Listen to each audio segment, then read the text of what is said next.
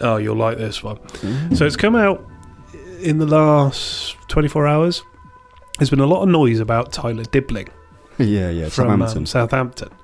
And there's a lot of Premier League clubs interested in him. And in the last day or two, Man United have come out as saying that they're actively scouting him.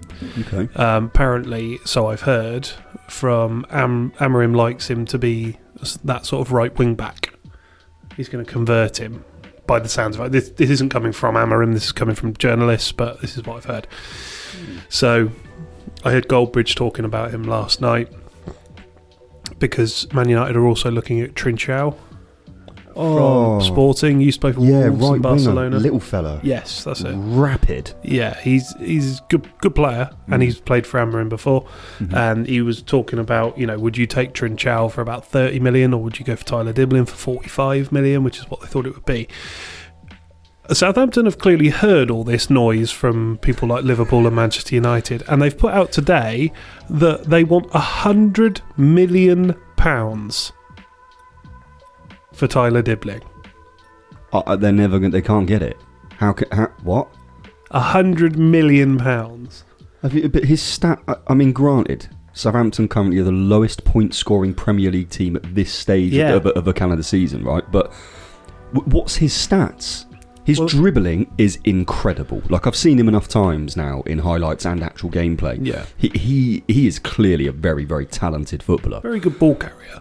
But where the fuck are they getting 100 million from? What, based on what? What the fuck has he won? What's he done? Yeah, this is what I mean. It's people were saying, well, look at how much Rooney was. He was only 16, 17 when Man United bought him. But have you seen what he was doing at 16, 17? Tyler Dibling's 19, and he hasn't done anywhere near what Rooney did at the same age, or younger in Rooney's case. That is mental. And I just think that they're taking the piss, because I almost guarantee he's got a relegation release clause. And that relegation release clause ain't going to be 100 million. No. There's no way. The Premier League wouldn't allow it because it's not fair market value. No. So where have they got that from? I really can't. To be fair, I don't know. It's not like they've got the next Messi on their hands. I'm sorry, he's not that special. If he was, he'd already be at a Barca. Well, this is what I mean. Like he wouldn't be coming through the Southampton Academy. Someone would have had him at the academy. Now wait a minute. I know the Southampton Academy is incredible. Well, yeah, I don't know. But you look at how many players now move academies. Yeah, of course. Yeah. Like we look at Chido Obi Martin and Aidan Heaven. They were bought out of the Arsenal Academy to Man United. Yeah. I've got a feeling that it would, your Bayern Munich's, your Real Madrid's would have just had him. Yeah, if he was that electric and that exciting and that new, like, he's the future of fucking English football, let's say, then yeah, of course they're gonna try and get their name in the hat. Especially the German leagues. The last 6 years, a lot of young British talent goes to Germany. Yeah, 100%. Some of it's still over there. Yeah, true, very true. But I honestly, I mean, the thing is, Southampton Academy, when I was a kid in Bournemouth, all of us wanted to play for Southampton Academy. Same, they used to scout a lot in Oxford. Really? A lot of my friends played for the Southampton Academy. And I remember there was 3 kids in my year who played for my year's school team that all played for Southampton Academy at some point in their childhood. And 2 of them were meant to be like the next England sort of level stuff. And I'm not surprised they didn't quite make it, because my school bred drug addicts and criminals. But if you sort of move that to the side, Southampton's Academy has been farmed. And I mean farmed, basically, since 2004, 5. Any incredible talent they've had since post-Letitia era, they've been sold.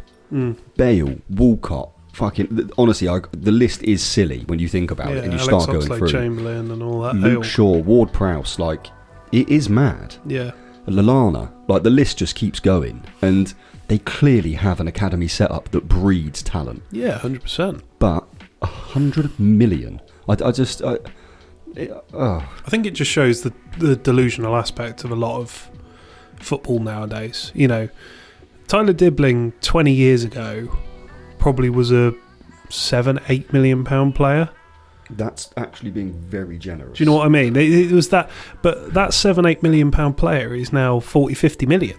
Which is people used to laud Sir Alex Ferguson for finding these, well, not him, but the scouting department, for finding these players that they bought for a very low nominal fee, like Vidic, Evra, You know, these people that were pulled out of random fucking leagues for a couple of million quid.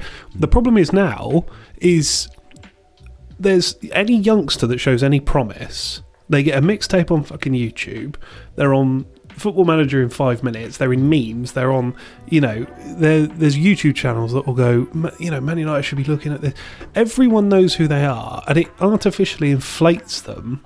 And I think it's to the detriment of both the football teams, because they're paying an inordinate amount of money for these unproven players, and also it adds so much pressure onto that player. You know, when people, I hate it when people say he's the next ...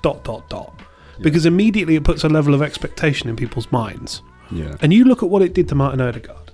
Do you remember how good he was when he was, you know, 14, 15, signed for Real Madrid at 16 years old? Yeah.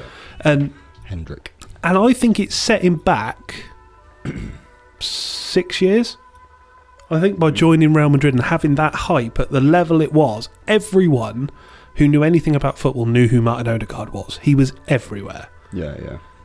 And I think, you know, if someone, well, let's go back to him, like Wayne Rooney, had grown up with that, would he have reached the heights, or would it have been a smoother? His brain's different. Most incredible form of self-belief I've ever seen in a young athlete, full stop. Although saying that, I will genuinely say, based on watching performances on big stages, Lamine Yamal is like, he has to be the closest equivalent I've seen. Insane. At 16, 17 years of age to a Wayne Rooney. Like, who thinks they're just going to go and batter Thuram in the Euro 2004? Yeah. You have to be wrong in the head, or an absolute wizard, and he clearly was. I mean, there's levels, isn't there? He is generational. Yeah. You know, if he carries on this trajectory, he will be, you know, Messi, Ronaldo, Bale, that level. Yeah, but he has to continue it, and that's the hard part. Yeah, it's like, you look at that, I don't suppose you'll remember him, but do you remember a youngster called Hachi Mastor? Why do I know that name? Where was he at? He was at Milan. Yeah, well, I think I do know that. He had 5-star skills on FIFA and everyone loved him. Right, okay. And he was looking unbelievable. Like, you see the clips of him and he just makes all these youngsters look like kids, and he looks like a bloke playing. Do you know what I mean? It looks that different. He never played more than, I think, one game for Milan. Wow. He got to a level, and then if your mentality slips, that's it. If you maintain a level where you are at 14, that ain't going to carry you very far. Do you know what I mean? You might be amazing when you're 12 if you're the level of a 14-year-old. Yeah. But if you're 24 at the level of a 14-year-old, you're going to be pretty shit. Yeah, you're going to get battered. And it just, you see, for every wonder kid that goes on to be amazing, probably 3 turn out to be fuck all. Yeah. I mean, you look at like the Chelsea Academy, the amount of people, Charlie Musonda, you had Marco van Ginkel, Josh McEachran, all these players who were like lauded as the next ... Yeah, never happened. And in that same academy was Kevin De Bruyne. Yeah. Do you know what I mean? So you get one Kevin De Bruyne and you get 5 Josh McEachran, who's now 32 and playing at Oxford. It's, crazy. Yeah. The football pyramid is a vicious pyramid.